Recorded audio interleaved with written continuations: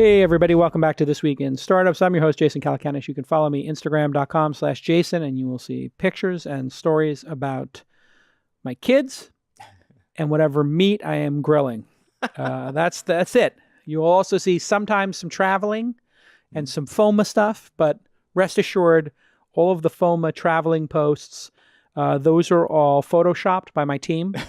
And they just put that up there to make You've been to nowhere interesting ever? No, this is my new thing. I'm having my team Photoshop me at whatever the greatest event is. So when Coachella's going on, You're there. Like they're running the Burning Bulls Man. in Italy, Burning Man, they just Photoshop me into those. Yeah. And then we post them, and then we post a private jet in between, which I don't have. Of course. You have one now, and then you've sold the company.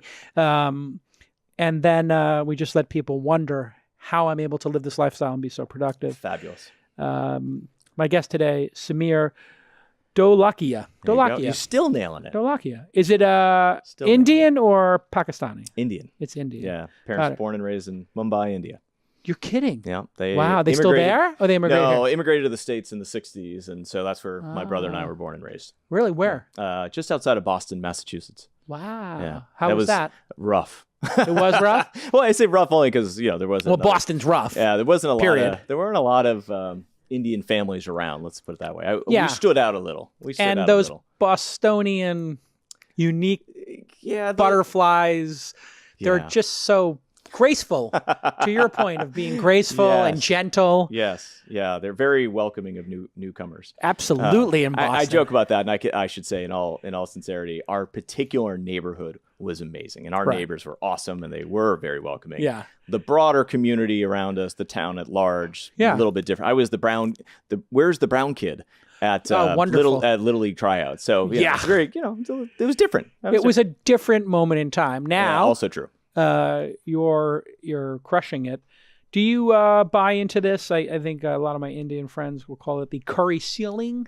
Are you aware of this? No, you've never I've not heard this? That. Yeah, it's the curry ceiling. Yeah, not Steph Curry, but the curry, like our curry, like curry food. Curry food. So they would call it in the 90s. There was a belief in Silicon Valley. That Indians could ascend to, really high positions, like VP, SVP. Yeah, but management team, not so much. Yeah. Did you experience that coming up? Did you feel like maybe? I didn't. I was very fortunate. SendGrid's my second CEO job. My first one I had 10 or 11 years ago now. And so I was fortunate that I didn't experience that. But I think times are changing. I think it helps that right now, I was in, to fun trips. I was in Italy over the summer with my family on vacation, and I was in this, at this resort, and there was an investor that was hanging out in the pool, and, you start chit-chatting Americans in foreign place, start talking. And he says, I really hope, I'm waiting for an Indian to take over Facebook, because it worked out really well when Microsoft when and Google Sundar took over Google and Satya took over Microsoft, and so I'm just waiting for that, and I had to laugh. I was That's like, hilarious. I actually think Zuck's doing all right, but I understand. You do? Well, actually, back to your point. Wow, we found somebody who's in favor of Zuck's unique management style. But to your point of management style, if you were going to pick a value, move fast and break things, where would that be on your list? It's important to be on the list. I think progress over perfection is something that we talk a lot about at the joint company, Twilio, SendGrid. Being nimble. Be nimble. Yeah, sure. Those matter. I would say we often start from a we, not I headset. Teams do great things. It's humility first. Yeah. We're customer centric. We're here to serve our customers. So bull in a China shop, it's probably not as prominent as we are here to serve our customers. It was such a great, when you think about it though, in retrospect, move fast and break things, just gave everybody permission with just that one value to not care about mistakes, which, if you break some, who cares? So you broke it, who cares? Yeah.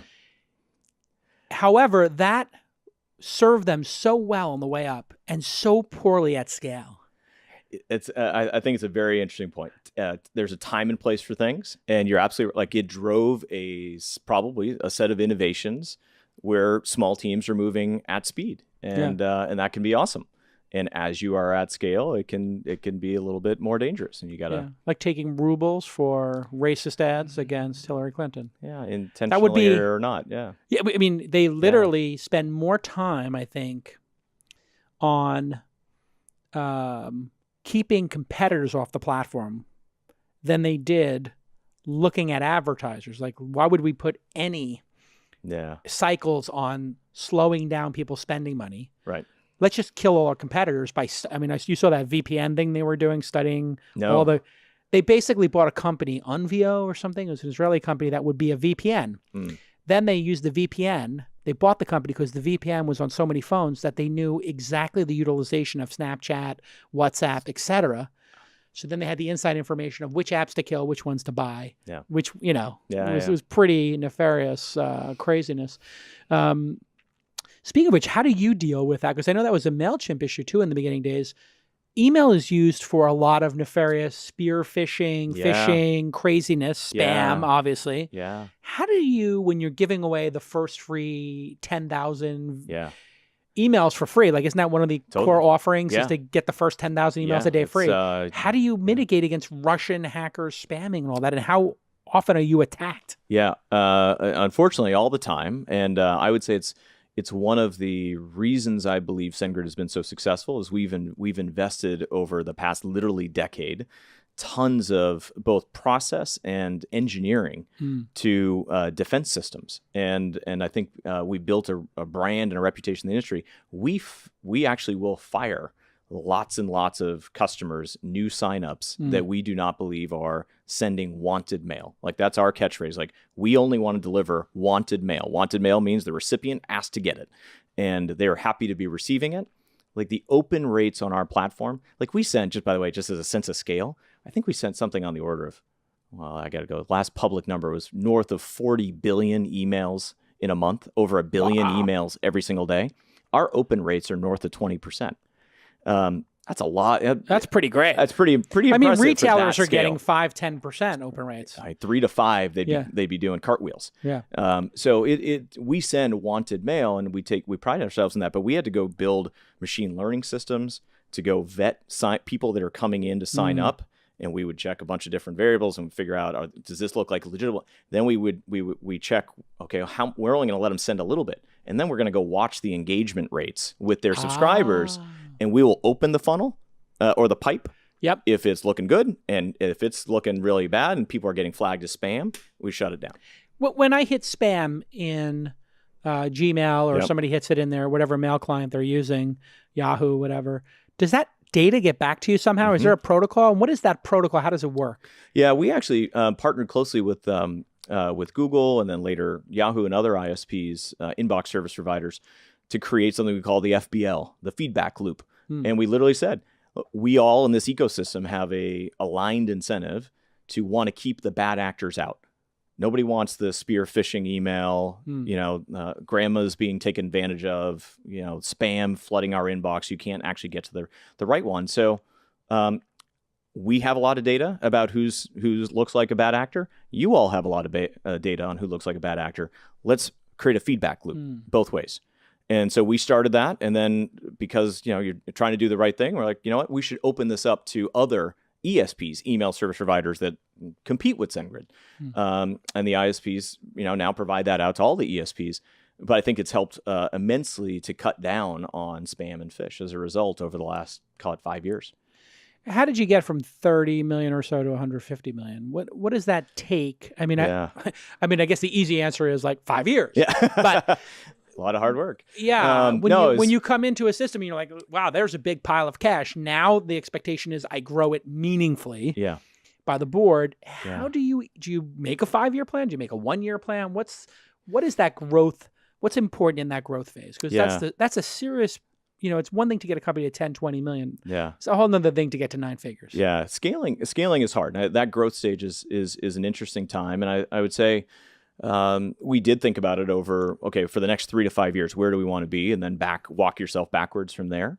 And I believed then, and thankfully we proved true. I was like, I believe this has the ability to be a built to last company. One proxy for that is, can we be a public company, withstand the scrutiny of the public eye, be so disciplined in our operations that we can execute as a public entity. If we can do that, and we have this grand vision that we have, and that can fuel us for decades, not just years, then we can keep going. And so we looked at that and then backed in and said, okay, well, if that's true, boy, we got a lot of work to go do here. And one of the challenges you had asked earlier, like, why was I brought in? Make a CEO change if everything's going perfectly. The primary reason was our growth rate was decelerating year over year, which happens, kind of law of large it's a bigger numbers. Number, yeah. Law of large numbers, right? You're like, oh, it's easier to double when you're tiny and that kind of thing. But we were decelerating to a growth rate that was in the 40s, going to the 30s, that might have been going to the 20s, and we said we can't have that. We got to arrest the deceleration and then reaccelerate. And that's one of the things I'm probably most proud of that we were able to accomplish in the few years after I joined, was we were able to flatten the curve. We call it the SendGrid smile, because the growth rate was going down, and then we flattened it, and then we reaccelerated, and it looks like a smiley face. What was the key to that? Was it spending money on marketing? Was it the expanding the product offering? Was it reconstituting the team?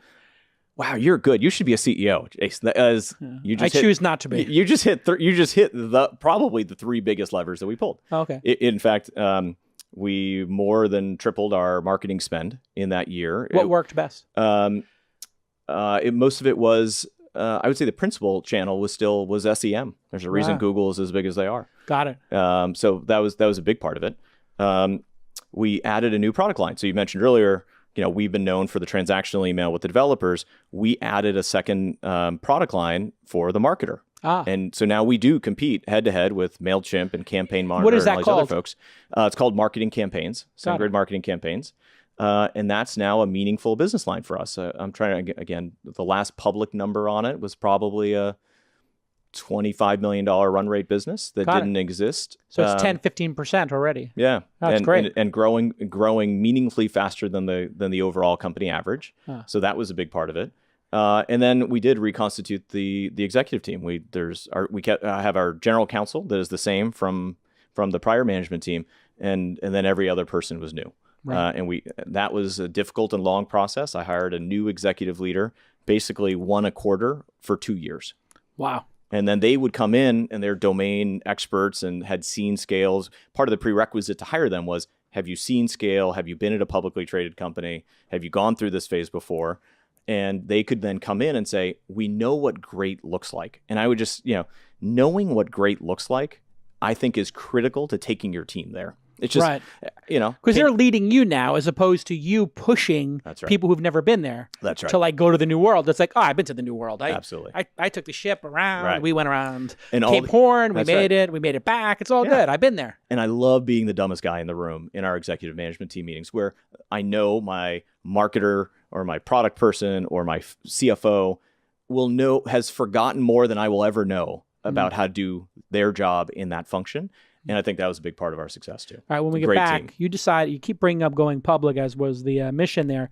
Many Silicon Valley startups are staying private forever. Yeah. I don't want to point out any companies that I'm a large, meaningful shareholder in. Uber. They've now in year 10, they filed. But you, zip, got this company public. And I want to find out why you did that and how you did it when we get back on This Week in Startups.